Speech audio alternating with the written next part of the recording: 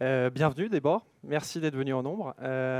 Donc je vais vous parler aujourd'hui de ce que j'appelle le Nouvel Ops. Alors ça n'est pas un journal, hein, je suis désolé s'il y a des journalistes dans la salle, vous pouvez sortir. Enfin, j'aime bien les journalistes, hein, mais c'est pas le problème. Mais c'est plutôt de voir comment évolue le métier d'Ops aujourd'hui avec certains facteurs que je vais pouvoir vous présenter et puis donner quelques pistes pour cette évolution du travail de l'Ops qui aujourd'hui est forcément appelé à évoluer de mon point de vue en tout cas. Donc, je vais commencer par parler un petit peu de moi. Donc ça sera beaucoup de moi-jeu sur ce slide, excusez-moi. Je suis associé fondateur de la société Whiskel, qui est une société de conseil spécifique cloud. Donc on fait du conseil, accompagnement, migration et montage de cloud pour les entreprises qui en ont besoin. J'ai 10 ans d'expérience en développement Java. Donc, je suis un ancien architecte Java assez DevOps. Je suis aussi l'auteur d'un petit projet open source de mapping de bin en Java qui s'appelle Selma, euh, dont j'aime bien faire la publicité, donc j'en profite. Je suis maintenant assez porté sur le Python, puisque aujourd'hui je travaille dans des équipes d'Ops. Donc, précédemment j'étais plutôt dans des équipes de dev et maintenant je suis parti dans des équipes d'Ops pour porter la bonne parole du développement aussi de ce côté-là. Et je travaille du coup beaucoup en Python. Je suis un grand fan d'Elasticsearch. Ça fait déjà depuis 2010, je crois, que je parle de ce sujet. Donc j'aime à croire que j'ai un petit domaine d'expertise sur le sujet. Aujourd'hui, je travaille beaucoup avec AWS. Chez mon client, nous avons 400 machines qui tournent sur AWS au quotidien. Et dont je fais partie de l'équipe d'opération. Je suis aussi certifié sur la Google Cloud Platform. Donc, c'est une certification développement. En fait, ils n'ont qu'une certification aujourd'hui qui est la certification développeur. Mais bon, ça fait aussi partie de mes hobbies. Je m'intéresse tout particulièrement à SaltStack. Je ne sais pas si quelqu'un connaît SaltStack dans la salle. Est-ce que vous pouvez juste lever la main pour savoir? D'accord, donc il y en a quelques-uns, mais tout le monde n'est pas là. Donc SaltStack, pour faire bref, c'est juste un outil d'infrastructure as code donc, qui va nous permettre de décrire sous la forme d'un pseudo-langage de code l'installation d'un système sur une machine Linux ou Windows.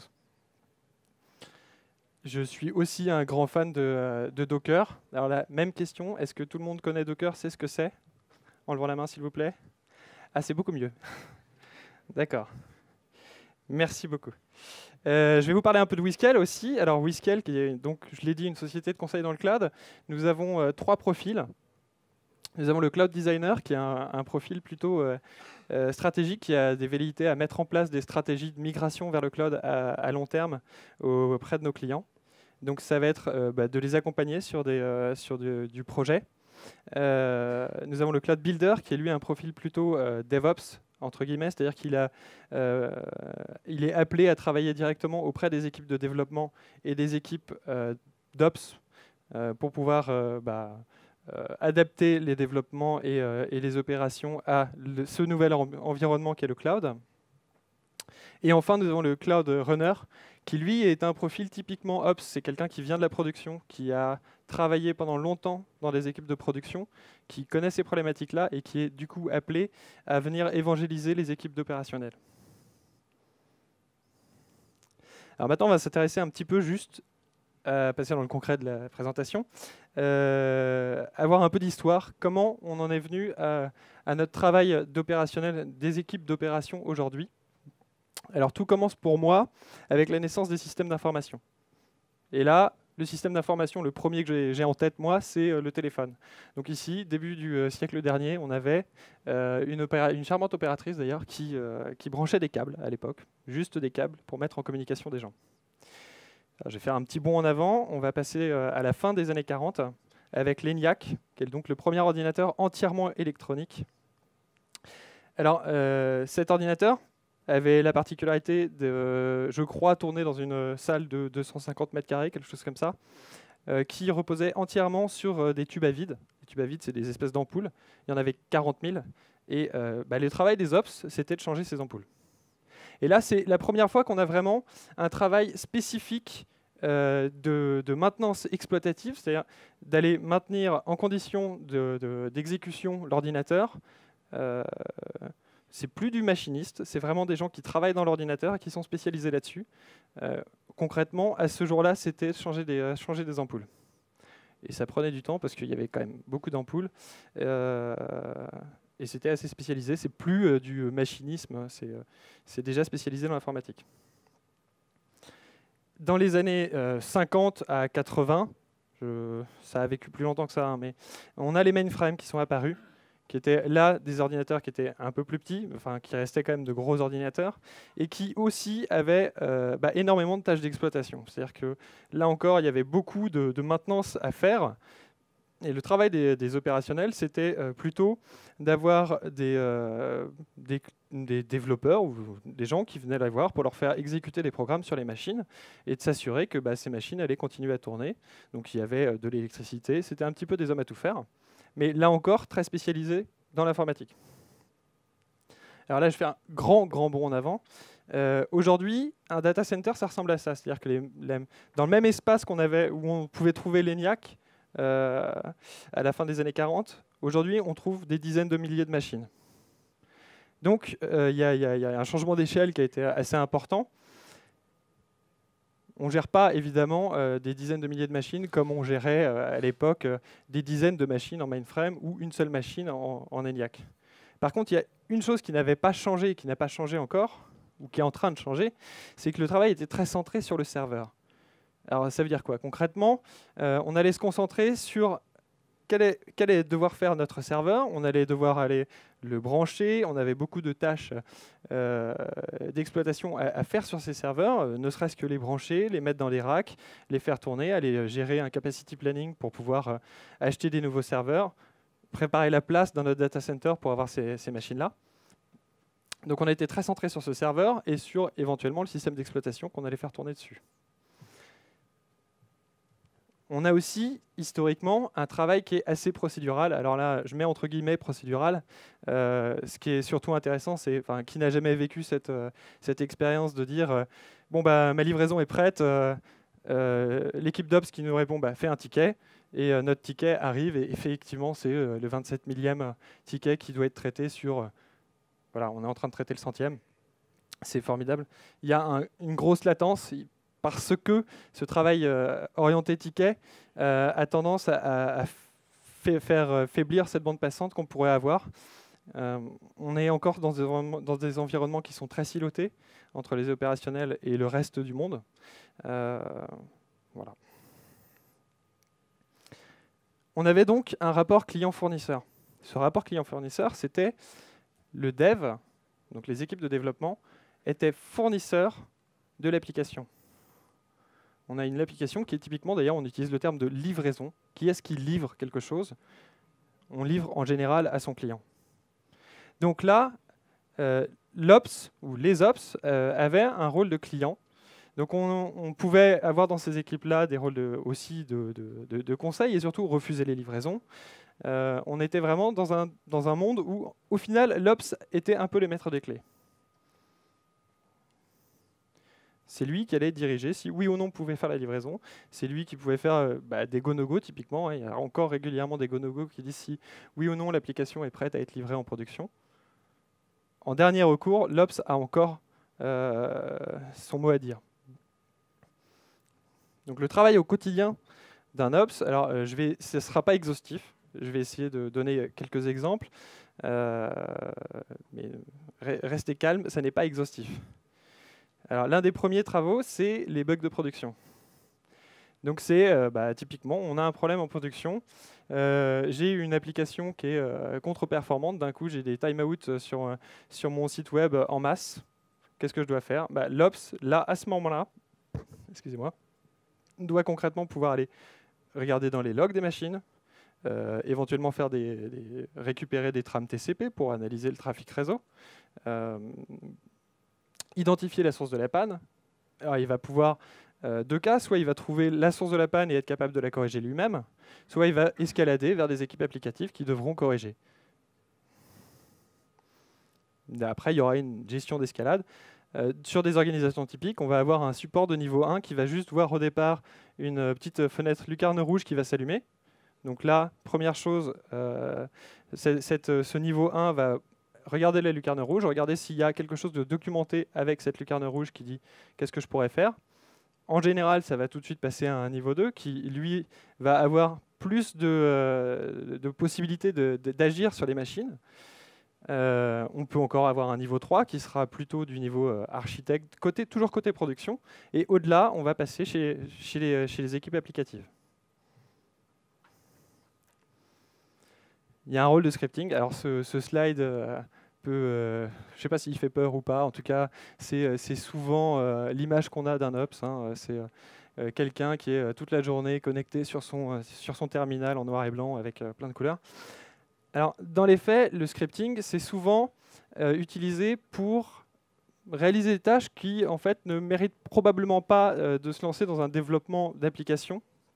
Typiquement, moi, j'en fais assez régulièrement. Récemment, je me suis lancé dans la réalisation de backup Elasticsearch. Truc assez simple, hein, au final. Donc, j'ai réalisé un script qui va aller récupérer les données qui sont sur mon cluster Elasticsearch et lancer les commandes qui vont bien pour réaliser le backup et persister dans Amazon S3 l'ensemble des données qui ont été réalisées, qui ont été enregistrées sur ce cluster. Et j'ai aussi un script qui va me permettre de rapatrier les données et de les remonter dans mon cluster Elasticsearch. Alors ça, je l'ai fait en script parce que ça me paraissait assez simple de le réaliser comme ça et ça a l'avantage de pouvoir être exécuté sous forme de tâches quotidiennes à l'intérieur du système. Donc, parmi les scripts, on va avoir ce genre de choses. On va avoir éventuellement l'installation de middleware, on va avoir les backups, j'en ai parlé. Il y a aussi tout un tas de tâches de monitoring qu'on fait, aller récupérer quelques métriques sur nos serveurs.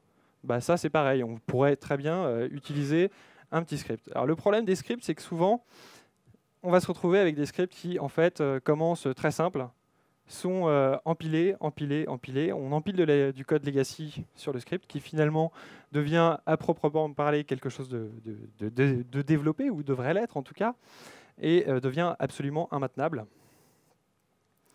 Ça fait partie des problèmes qu'on a aujourd'hui. L'Ops est aussi responsable de gérer l'installation et le fonctionnement des middleware.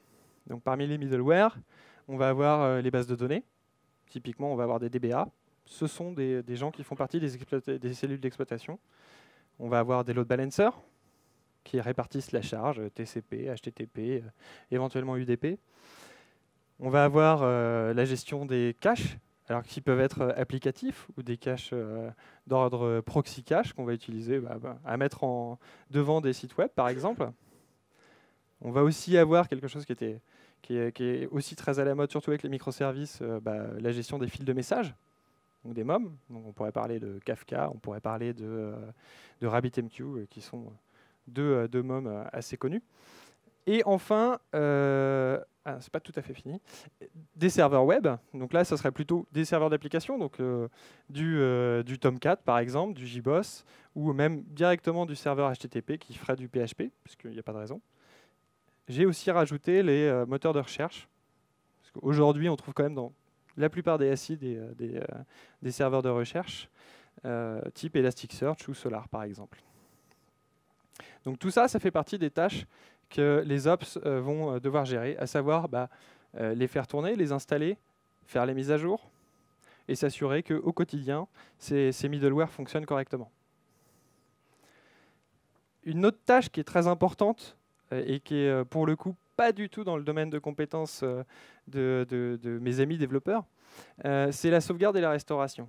Alors j'ai utilisé l'image d'un phénix qui renaît de ses cendres, puisqu'il est essentiel d'avoir une production qui puisse redémarrer rapidement.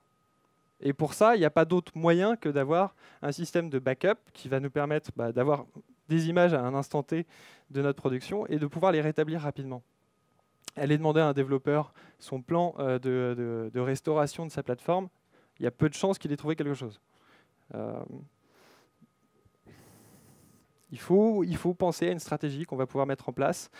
Il faut aussi vérifier régulièrement le fonctionnement. Alors, si on va très loin, on peut penser à des systèmes qui automatisent la restauration. Ce n'est pas le sujet ici, mais ça fait partie des tâches qui sont essentielles côté cellules d'exploitation et qui sont de toute façon pas maîtrisées dans les équipes de développement aujourd'hui. On a bien sûr la supervision et la gestion des alertes. Alors ça, c'est vraiment aussi typiquement très historiquement géré complètement dans les équipes d'exploitation. Donc la première chose qu'on voit en général quand on rentre dans ces équipes-là, c'est le grand écran qui vous affiche les alertes. Alors en général, ce qui est sympa, c'est qu'on en a toujours une dizaine de rouges, hein. Ces rouges-là, on va nous dire non mais c'est pas grave, c'est toujours comme ça. Non mais il y a du chemin à faire. Cela dit, ces systèmes-là vont d'abord avoir donc la possibilité de remonter des alertes. Alors soit on a différents niveaux d'alerte. En général, moi j'ai discuté récemment avec un ingénieur système qui me disait les notifications qui sont faites par mail ou qui remontent dans des systèmes de chat, des choses comme ça, moi j'y crois pas. La seule chose qui est essentielle à avoir, c'est un feedback visuel qui nous montre directement si c'est s'il y a un problème ou pas sur la production. Et c'est pour ça que dans les équipes d'exploitation, on va trouver toujours des écrans qui nous affichent clairement la situation de la production au global. Mais il n'y a pas que ça. Il y a évidemment aussi des graphes qui nous permettent de voir l'évolution des performances de nos applications. On va superviser les métriques système. On va définir des seuils d'alerte qui nous disent si, au-delà de 80% d'utilisation de CPU, c'est que j'ai un vrai problème sur ma machine. Et du coup, je vais notifier qu'il y a une alerte à gérer. C'est aussi beaucoup l'utilisation des disques. Les disques sur les applications d'hier, je dis bien d'hier, c'est quelque chose d'essentiel. Une application, je prends l'exemple de Jenkins, qui utilise énormément le disque dur. Quand votre disque dur est plein, Jenkins, il est mort. Il faut évidemment pouvoir superviser ce disque dur et être capable d'aller préparer des modifications qu'on va pouvoir. Alors ça va être soit supprimer un certain nombre de fichiers, ça va être augmenter la taille des disques durs. Tout ça sont des opérations qui sont faites par les ops et sur lesquelles ils sont très compétents. Oui. Donc tout ça, ça revient à prendre le pouls de la production et à être capable de tout simplement réagir en cas de panne. Un autre point, c'est la sécurité. Les équipes d'exploitation sont responsables de la sécurité de la plateforme. Alors, il y a plusieurs niveaux de sécurité. D'abord, en informatique, quand on parle de sécurité, on va parler de confidentialité, d'intégrité et de disponibilité. Alors, confidentialité, ça veut dire que, grosso modo, les données que j'ai sur ma plateforme ne vont pas pouvoir être exposées à l'ensemble de l'univers. On peut, par exemple, mettre en place simplement du SSL pour protéger les communications et éviter que n'importe qui de l'extérieur puisse lire ce qui se passe entre mon client et mon serveur web, par exemple. On va aussi s'assurer que tout le monde n'a pas accès au serveur de production. Alors là, ça vient à rajouter deux choses qui sont aussi essentielles, c'est l'authentification. Il faut être capable d'authentifier tous les utilisateurs. Et la non-répudiation, ce qui veut dire avoir des logs d'audit qui nous permettent de savoir qu'est-ce qui s'est passé et qui a fait une action sur les serveurs. Mais encore, je reviens sur cette histoire, c'est qu'on est encore très centré sur les serveurs là. Bon, alors parmi les choses qu'on va avoir, c'est aller gérer des secrets. Encore une fois, parler à un développeur de la gestion des secrets de l'application. Vous allez régulièrement vous retrouver avec des livraisons d'applications qui vont embarquer des passwords en clair dans l'application. Moi, je dézip, j'ai le password de la base de données, je peux faire ce que je veux. Ce n'est pas une bonne solution. On peut reposer sur des outils, aujourd'hui il en existe pour gérer les secrets, mais ce sont de toute façon encore là des tâches qui sont purement et traditionnellement gérées par les ops. Donc, et bien sûr, pour finir, les droits d'accès, c'est-à-dire qu'on peut très bien vouloir ouvrir en lecture seule, par exemple, les systèmes de production aux développeurs ou à des personnes tierces. Par contre, il peut surtout ne pas être question de leur donner plus de droits que la lecture seule. Bon, tout ça, c'est des problématiques qui sont adressées par les ops aujourd'hui et qui ne sont pas du tout dans le domaine de compétences des devs. Je fais beaucoup le versus, mais vous allez comprendre. La dernière tâche que j'ai en tête, c'est le déploiement. Cette opération particulièrement critique qui permet de mettre en production une nouvelle application ou de l'ouvrir à la production. Alors là encore, aller demander, moi je me suis retrouvé dans ce cas-là plusieurs fois, c'est on fait la production, comment on gère le rollback? Bah, là-dessus, encore une fois, les ops, ils vont pouvoir vous trouver des solutions. On va pouvoir discuter et trouver une solution qui permettra de garantir que s'il y a un bug, parce que malheureusement, ça arrive, les bugs, on sera capable de revenir à une version qui était connue stable. Donc, il va falloir être capable de mettre en place des stratégies de mise en production. Alors moi, très récemment, je prends un exemple très simple. La semaine dernière, j'ai une équipe de dev qui a commencé la livraison. C'était une mise à jour, c'était Nginx, qui est un serveur web qu'on utilise en l'occurrence en reverse proxy. Donc on l'a mis au début, vraiment au point d'entrée des utilisateurs. Et parce que dans nos équipes, on essaye de quand même donner la main aux développeurs sur la production, puisqu'on ne veut pas interférer là-dedans, ou pas trop en tout cas. Et donc on avait un load balancer au-dessus de ça, qui nous permettait de gérer la charge et éventuellement de sortir par exemple serveur web par serveur web pour faire la mise à jour en production. Alors qu'est-ce qu'ils ont fait? Ils ont viré tous les serveurs web du load balancer. Ça a coupé la production. Évidemment. Et du coup, j'ai essayé de leur dire non, stop. Bon, heureusement, c'était pas. Il était encore temps d'agir puisqu'il restait encore un serveur dans le load balancer. Mais je me suis vu obligé de leur expliquer que il aurait mieux valu monter des nouveaux serveurs à côté et gérer la migration du load balancer lentement vers ces nouveaux serveurs, de façon à voir si les nouveaux serveurs étaient bien fonctionnels. Et toujours ce même jour-là, un des devs me dit non mais c'est bon, vas-y, tu peux généraliser l'opération. Il n'avait pas du tout pris le temps de valider que effectivement les serveurs étaient fonctionnels. Moi j'ai été vérifié et j'ai pu constater que pour le coup, heureusement, ça se passait bien, il y avait bien de la charge qui venait dessus. Mais il n'avait pas du tout conscience de ça. Il y a un défaut de culture de la production côté développement. Alors, pour les déploiements, l'idéal, c'est évidemment pour le but d'un ops normal, ça doit être de pouvoir faire ces mises en production et ces opérations de production en minimisant les risques et surtout en heure ouvrée, parce qu'il n'est pas question de travailler la nuit. Moi, j'aime pas travailler la nuit. Alors aujourd'hui, il y a des choses qui bougent. Alors je vais reprendre un tout petit peu un point en arrière, parce que je pense que cette organisation traditionnelle, elle existe encore, même si elle a quand même largement vécu et qu'elle est en train de disparaître petit à petit. On a le fameux cycle en V. Donc le cycle en V, on a quelque chose d'abord sur des livraisons qui vont prendre 6 à 12 mois, voire plus. On a déjà vu des projets qui pouvaient être livrés en 3 ans, qui sont rarement encore utilisables au bout de 3 ans, mais ce sont des choses qui existent. Donc on a un métier, donc le product manager, typiquement, dont parlait Hugo tout à l'heure, qui va penser le produit et demander à alors je ne sais jamais si c'est le MOA ou le MOE, excusez-moi, à quelqu'un donc de rédiger les spécifications de son produit.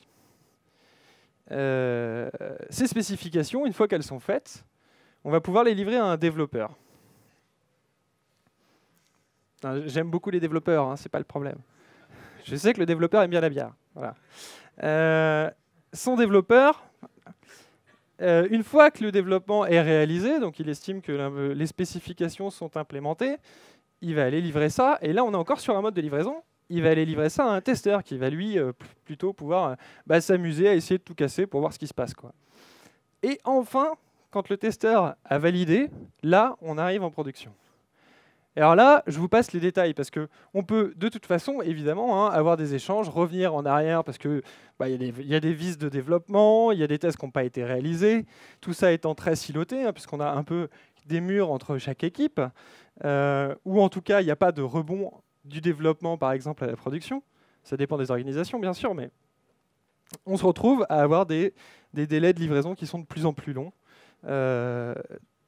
Un exemple typique, alors moi j'ai fait cette erreur-là dans un projet précédent, où on a travaillé, en fait, les opérations nous ont livré des machines sur lesquelles on a pu, nous, en développement, travailler tranquillement, réaliser nos POC, implémenter nos services.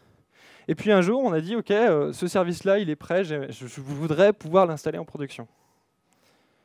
On avait fait assez peu d'échanges avec la production. Et ce qui s'est passé, c'est que même si nous, côté développement, on pensait que l'application était prête, en fait, on a pris 3 mois dans la vue pour juste réussir à l'installer sur les plateformes de production. Parce que les environnements n'étaient pas les mêmes, parce que les outils n'étaient pas les mêmes, parce qu'il y avait un certain nombre de choses auxquelles on n'avait pas pensé. Voilà, ça c'est une erreur habituelle que j'aimerais qu'on puisse éviter plus tard.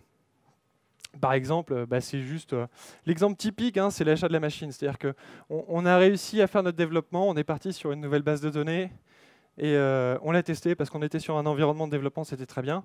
Maintenant, quand on veut passer en production, on va devoir acheter des vraies machines pour la production qui seront adaptées aux performances attendues. Et là, on va se retrouver avec un temps...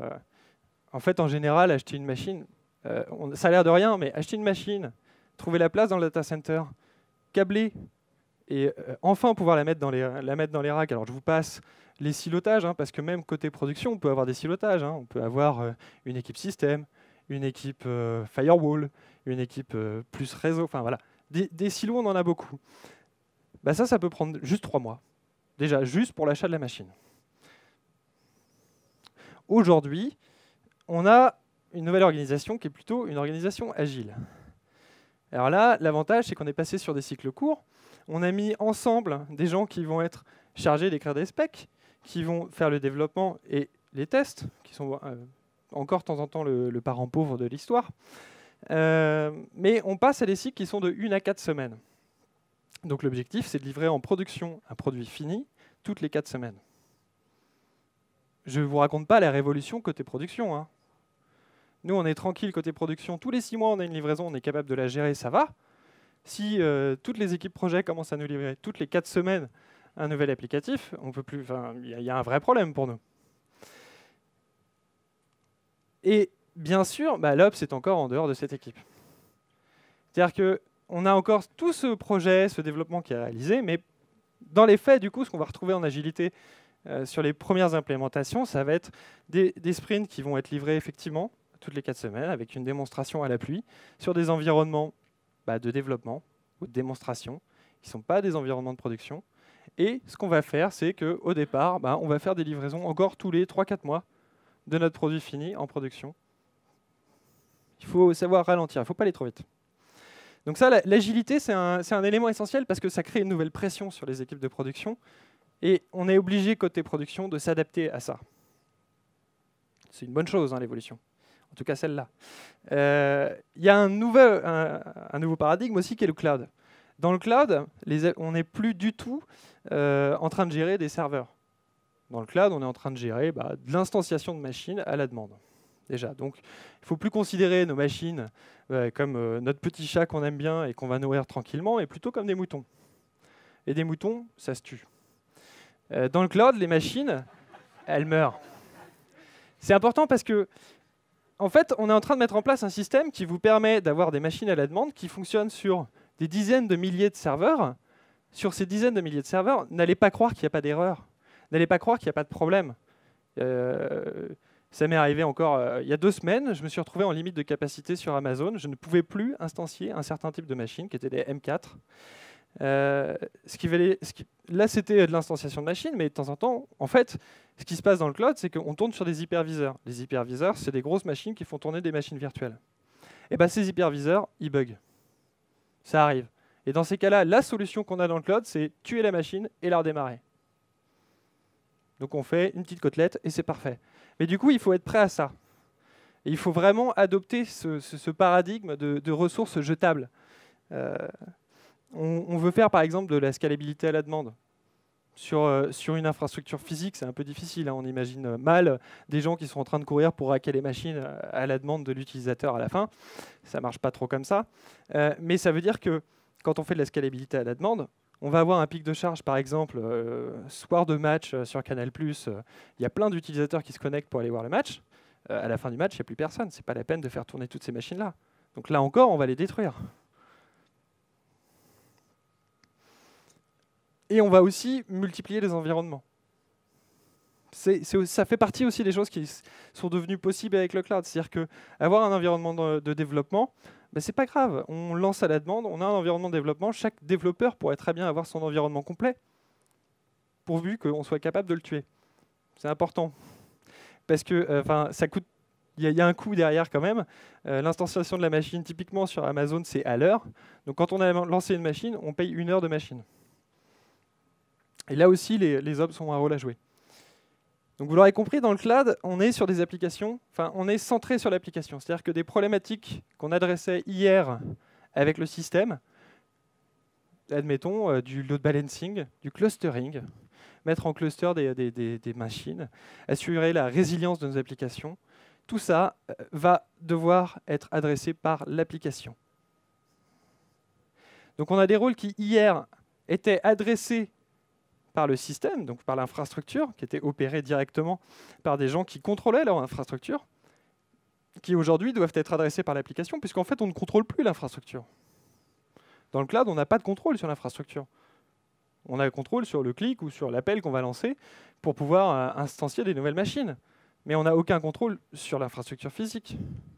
Donc c'est à l'application d'adresser ces problématiques-là. Faire de la haute disponibilité, gérer les backups, les bases de données, le monitoring, tout ça qui était hier éventuellement géré par des petits scripting dont je vous avais parlé, et ben aujourd'hui, il faut les adresser directement dans nos applications. Un autre point, c'est qu'aujourd'hui, le cloud est partout. Pardon, je suis très obnubilé par le cloud en ce moment. Le code est partout. Là, ça, c'est un petit schéma d'infrastructure Amazon qui vous montre, allez, rapidement, on a un petit DNS, on va avoir un load balancer qui va, lui, répartir la charge entre 2 zones de disponibilité chez Amazon. Les zones de disponibilité, ça veut juste dire qu'on est capable de répondre en cas de panne électrique sur une partie du data center. Ça, c'est ce que nous vend Amazon. On va avoir des serveurs web, d'autres load balancers, parce qu'on fait du microservice, on est dans le cloud, on a le droit, c'est cool. Donc on multiplie les instances comme ça, et j'ai des serveurs d'application en bout de chaîne qui vont travailler sur des bases de données qui seront répliquées en cluster. Bon, cette infrastructure-là, c'est du code. C'est-à-dire que tout ça, je pourrais évidemment le faire via une console, aller cliquer partout pour gérer mon infrastructure. Mais dans les faits, moi, ce que je fais et ce qu'on fait aujourd'hui, c'est du code pour décrire cette infrastructure-là et aller l'instancier dans le cloud.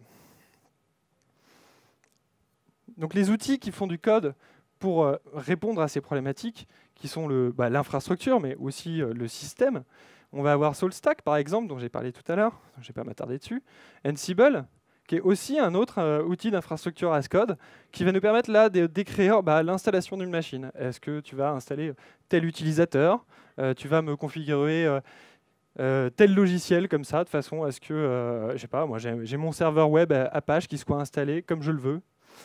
Ça va décrire vraiment qu'est-ce qu'on va installer sur la machine et qu'est-ce qu'on va configurer sur cette machine-là, de façon automatique et surtout reproductible.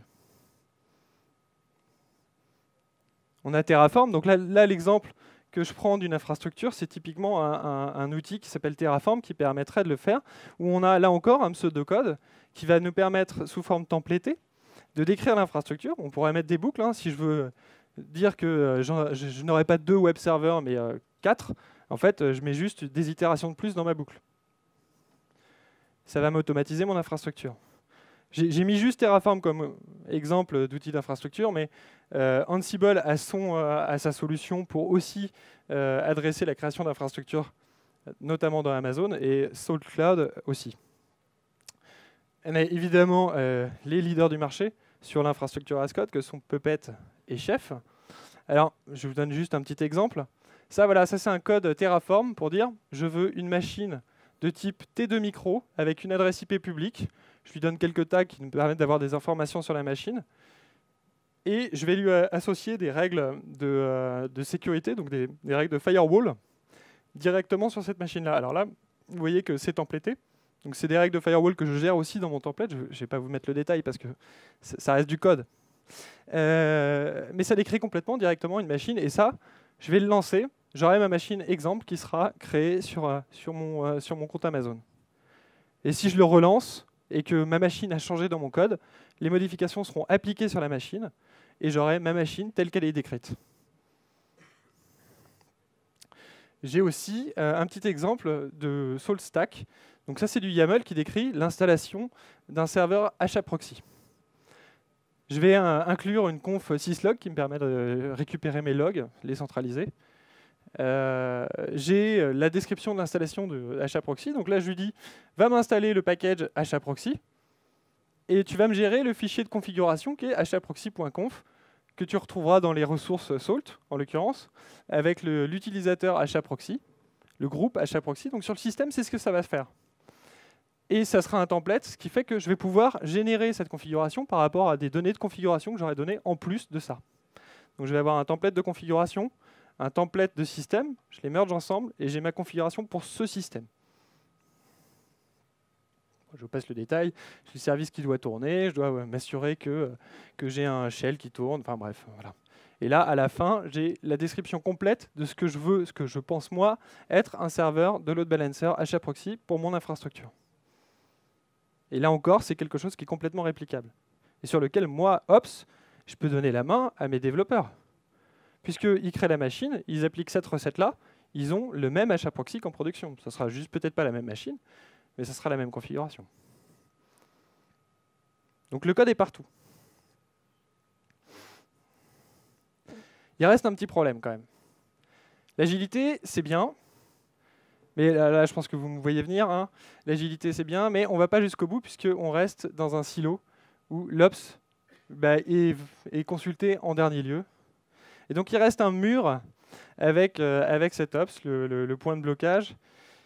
C'est encore une fois cet exemple de rachat de nécessité à acheter une machine ou l'exemple du temps pour passer un projet qu'on a réalisé, qu'on estime prêt, qui a été présenté en démonstration, et qui en fait ne peut pas passer en production parce que tout simplement il ne respecte pas les critères de production de notre équipe. Alors il y a une évolution à faire des deux côtés, hein, je ne dis pas le contraire. Donc voilà ce qui va driver un petit peu l'évolution qu'on doit avoir côté le nouvel Ops. Donc la solution, c'est quoi? Alors il y a le NoOps. Le NoOps, c'est sympa parce que ça nous vend quand même qu'on ne va plus avoir d'équipe d'opération. En général, le NoOps c'est porté beaucoup par des sociétés qui fournissent des plateformes de PaaS. Il ne faut pas confondre NoOps et PaaS, ceci dit, c'est de là que ça vient. Et ce qu'elles disent concrètement, c'est grâce à notre solution, vous n'allez plus avoir besoin de cellules d'exploitation. Typiquement, alors je vais en citer quelques-unes, on a Clever Cloud. AppFog, hein, c'est le directeur de AppFog qui a inventé le terme de NoOps. Alors, Heroku, Cloud Foundry, OpenShift, Elastic Beanstalk, enfin bon, des PaaS en fait il y en a plein.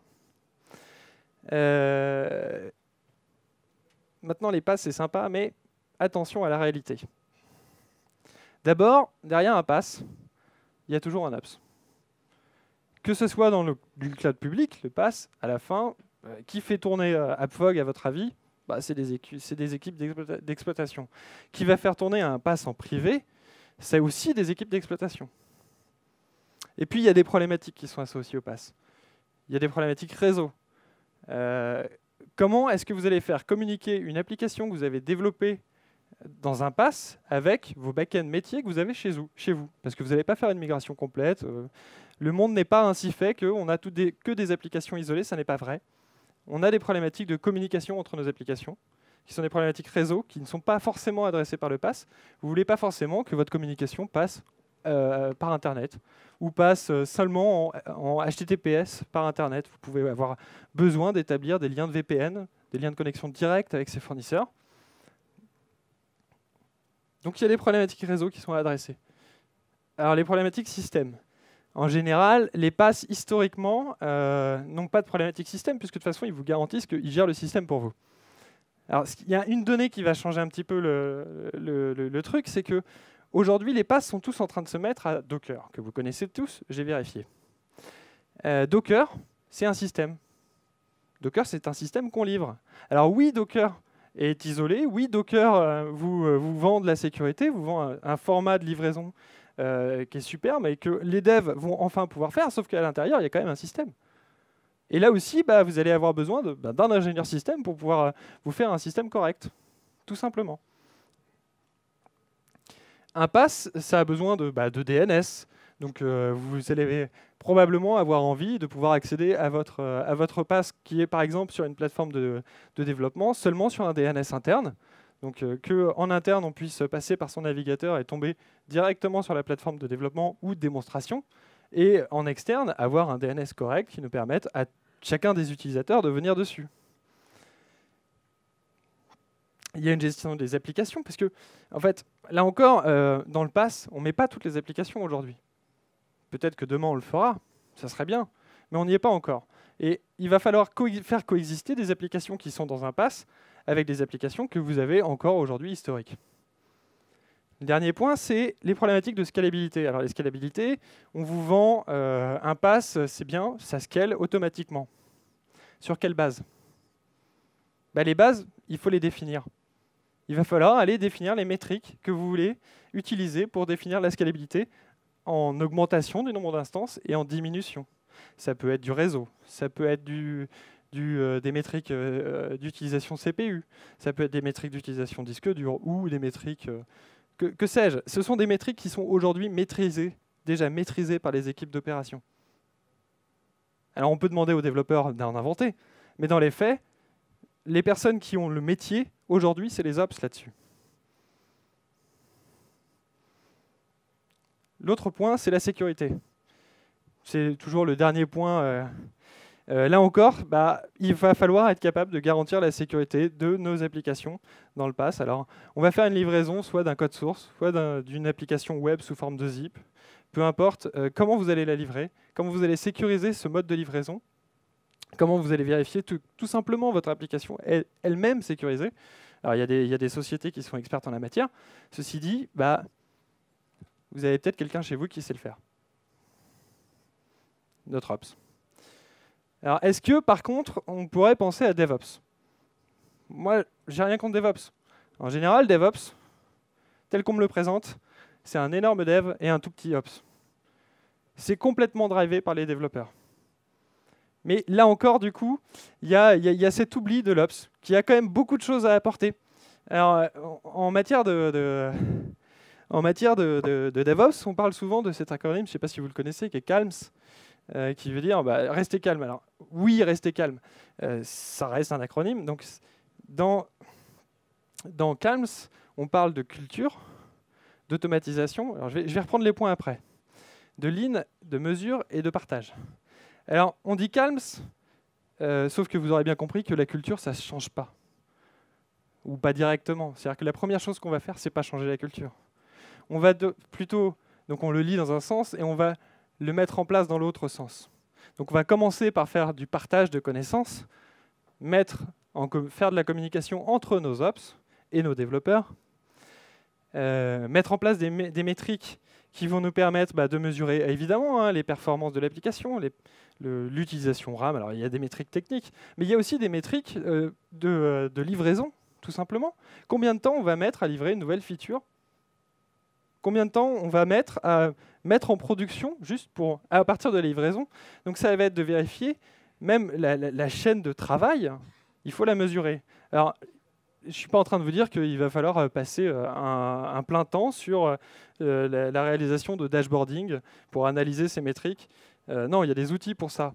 Vous allez pouvoir utiliser Jira typiquement pour savoir combien de temps vous allez mettre à livrer une feature. Il y a tout un tas d'outils qui vont vous permettre d'avoir des dashboards et de faire cette analyse de façon à pouvoir s'améliorer. Et cette analyse, elle doit être faite pas seulement au niveau technique, mais aussi au niveau organisationnel. Je vais y arriver. Il y a le lean. Le lean, alors très simplement, pour moi, dans ce cas-là, ça veut simplement dire rester petit, penser petit. Vos équipes doivent être petites. On ne fait pas du DevOps dans des grandes équipes de 30 personnes. Ça ne marche pas. Une équipe, ça doit rester petit. Faites des livraisons petites. Faites des spécifications petites. Faites des itérations petites. Même en production, on n'est pas obligé de livrer l'ensemble d'un parc applicatif. On peut livrer seulement un petit morceau. Pensez micro. L'automatisation. Il faut automatiser tout ce qu'on fait. Alors, c'est un guide. Ça n'est pas une route. Ce n'est pas forcément à apprendre en direct comme ça. Mais si vous sentez que vos équipes se perdent dans la route DevOps, revenez au guide. ça peut vous aider. Mais c'est plus à prendre comme un guide. Et à la fin, la culture des devs et des ops va changer. Et naturellement, les devs vont penser à la production, et naturellement, les devs vont penser au développement. Ça va même plus loin, c'est-à-dire qu'aujourd'hui, dans l'agilité, les devs pensent assez naturellement, enfin de plus en plus naturellement au métier, à ce qu'il y a derrière. Côté ops, c'est assez rare encore, mais c'est quelque chose qui, avec ce changement de culture, va venir. Donc on va faire de la mise en commun d'outils. On va centraliser, notamment mettre la centralisation des logs, simplement. On est dans le cloud, on ne va plus sur des serveurs en particulier pour récupérer nos logs. On va les centraliser, avoir un outil qui nous permet de les lire. Et cet outil doit être commun entre les développeurs et les ops. Il n'est pas question d'avoir des banques d'outils différentes entre les équipes. On va mettre en commun les outils de dashboarding, de monitoring. C'est-à-dire qu'aujourd'hui, une équipe de développement doit aussi avoir la vue sur ses dashboards de production, doit aussi voir les alertes qui sont levées. Il n'y a pas de raison que seulement côté Ops, on ait besoin de réagir à des alertes. Côté Dev, ça peut être fait aussi. On va avoir besoin d'outils de déploiement pour automatiser aussi les déploiements de nos applications. On va avoir besoin d'outils d'infrastructure qui vont automatiser simplement l'installation de notre infrastructure. Et d'outils finalement de supervision. Donc là, c'est du dashboarding, là, c'est de la supervision qui va fournir les alertes. Et tout ça, on peut le mettre en commun grâce à un outil qui est formidable et que j'adore, qui est Git. Aujourd'hui, tout est du code, tout va dans Git. Développeurs et Ops travaillent avec Git en commun. Ce qu'on voit du coup, c'est que le rapport client-fournisseur, en fait, il a changé. Aujourd'hui, l'Ops est devenu fournisseur de plateforme à des clients, qui sont les développeurs. C'est important parce que ça change le rapport directement qu'on pouvait avoir entre Ops et Dev. L'Ops construit une plateforme. Alors l'idéal, c'est qu'il la construise en commun avec le développeur.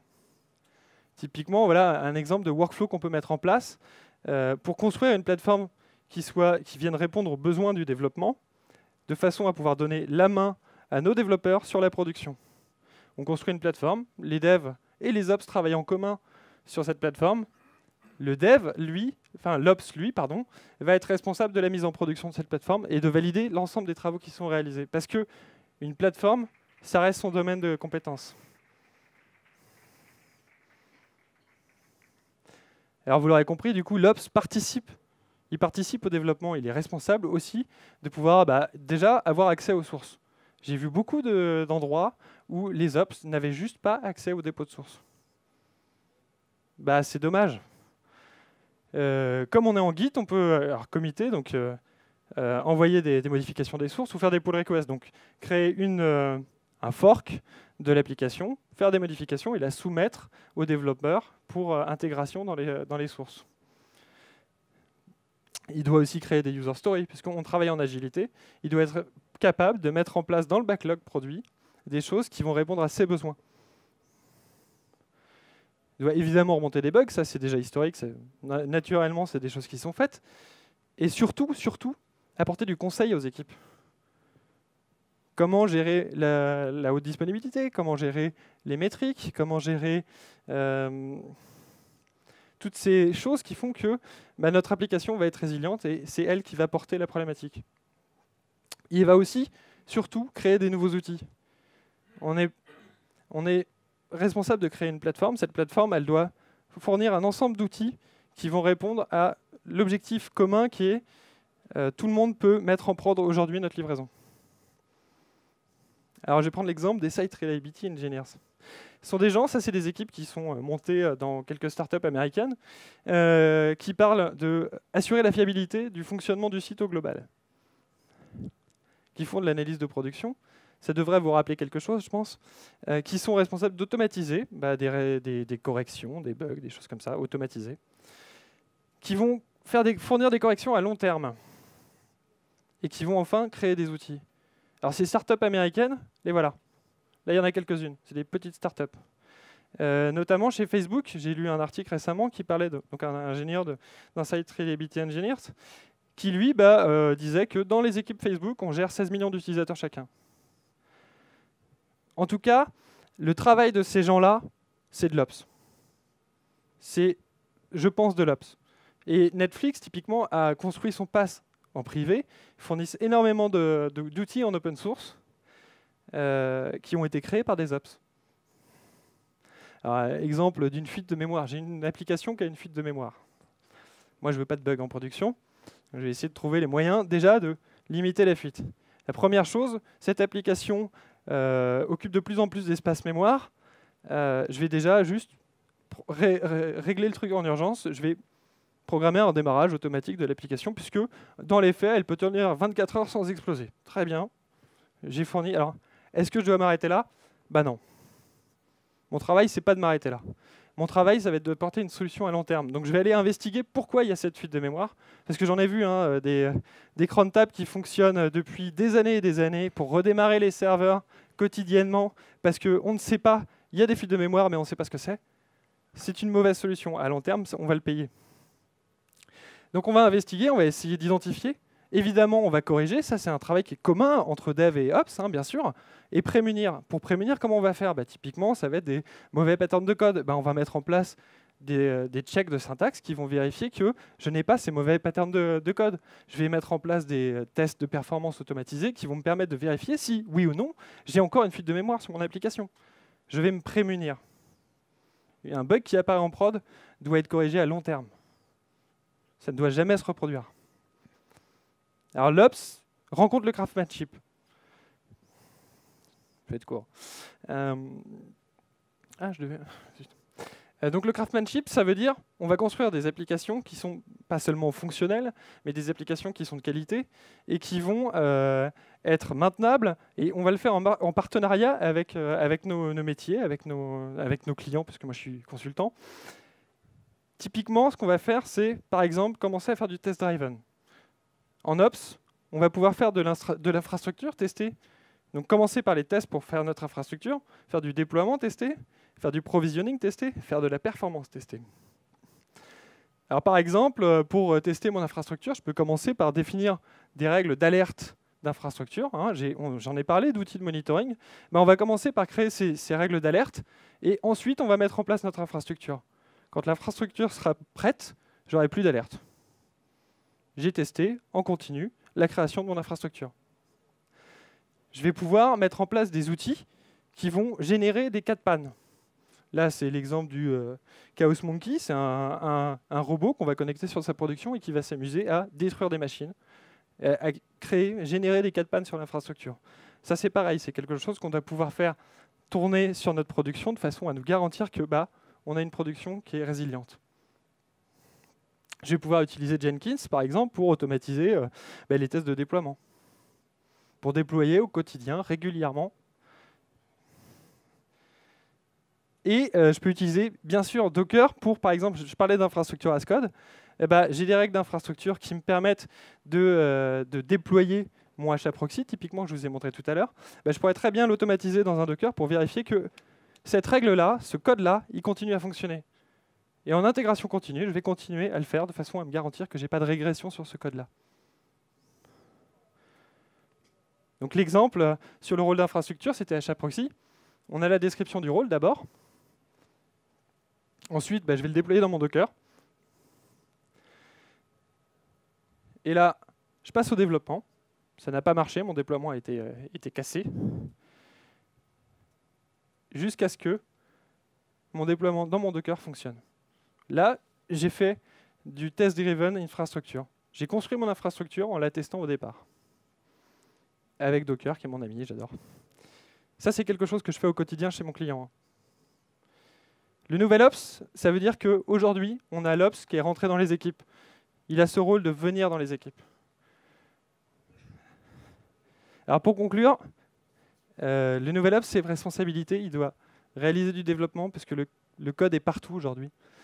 Tester l'infrastructure, il doit être force de proposition sur ses tests au global. Automatiser, toujours automatiser. Automatiser dès qu'on rencontre une panne, dès qu'on rencontre un nouveau produit, une nouvelle solution à mettre en place, on doit l'automatiser. On doit toujours superviser, opérer les plateformes, parce que ça reste le cœur de métier aussi. Et on doit aussi aller évangéliser les équipes sur les bonnes pratiques de la production. Voilà, je vous remercie de m'avoir écouté.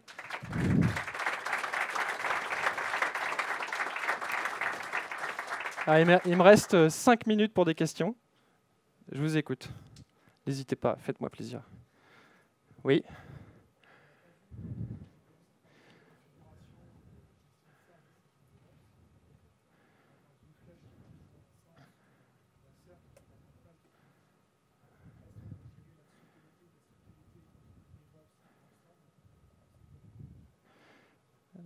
Donc c'est par rapport à l'ensemble de l'organisation.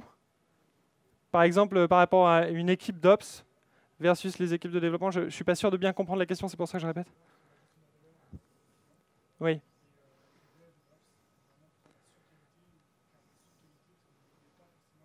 Alors, en la matière, pour moi, il faut juste être pragmatique. C'est-à-dire qu'on est aussi sur des modes projet où, de toute façon, on a des délais à respecter. Il faut être capable de respecter les livraisons. On a des sprints dans lesquels on va, de toute façon, devoir livrer. Il faut faire attention à... je pense qu'il n'y a jamais trop de qualité. Maintenant, il n'y a jamais assez de temps pour faire de la qualité. Donc, non, mais c'est la réalité. On gagne en général, on gagne du temps à faire de la qualité. Il faut savoir, juste pour moi, hein, l'essentiel, c'est de savoir construire sur des bases saines. Et tant que les bases sont saines, on peut se permettre de temps en temps de faire une petite anicroche pour pouvoir respecter les délais et avancer. Mais c'est du cas par cas pour moi, ça. C'est une question un peu... Oui ?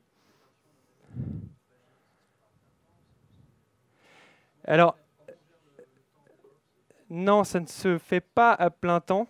C'est aujourd'hui, pour moi, je vois beaucoup, enfin sur la construction des plateformes, je vois beaucoup un modèle open source où, en fait, les ops sont pour moi appelés à avoir un temps effectivement qui est dédié au projet. L'exemple c'est l'exemple de Google que je vois qui était, les ingénieurs chez Google ont 2 jours par semaine qui sont réservés à aller travailler dans les équipes projet. Alors, ça dépend de la maturité, bien sûr, et on n'en est pas tous de là, mais malgré tout, réserver une journée pour une équipe, pour un ops, à pouvoir aller travailler dans l'équipe, c'est gagnant. Une journée plein temps.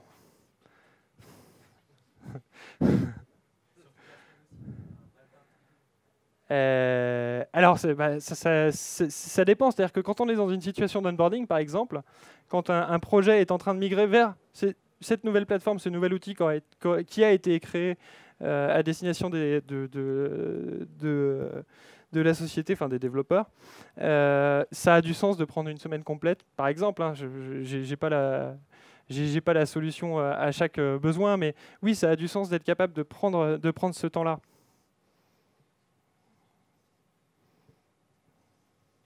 D'autres questions? Oui. Question peut-être un peu plus sur l'organisation. Sur le dernier schéma, on voit bien voilà, tout ça, tout le monde travaille la main dans la main, c'est super joli. J'adore. Dans les faits, Pa, les pa, pa, là. applications web 24/24, 7/7, est-ce que les devs ne seraient pas amenés aussi à faire des astreintes, par exemple? Ah si, ça a beaucoup de sens alors. Et d'ailleurs, chez mon client, c'est le cas. Ah, mais ça, c'est important. Non, mais ça a beaucoup de sens, oui.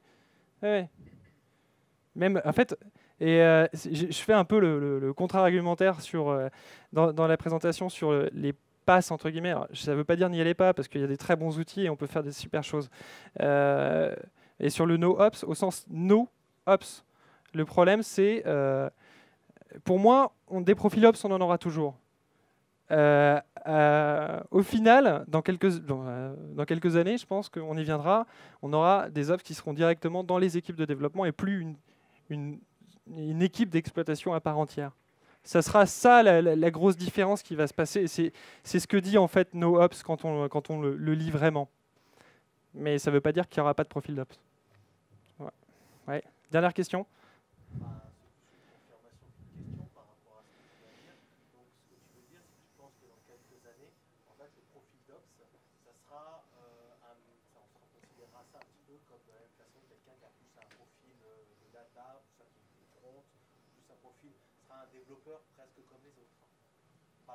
Avec des expériences, avec une compétence particulière sur le système et sur la gestion de la production. Oui. Ouais. Tout à fait.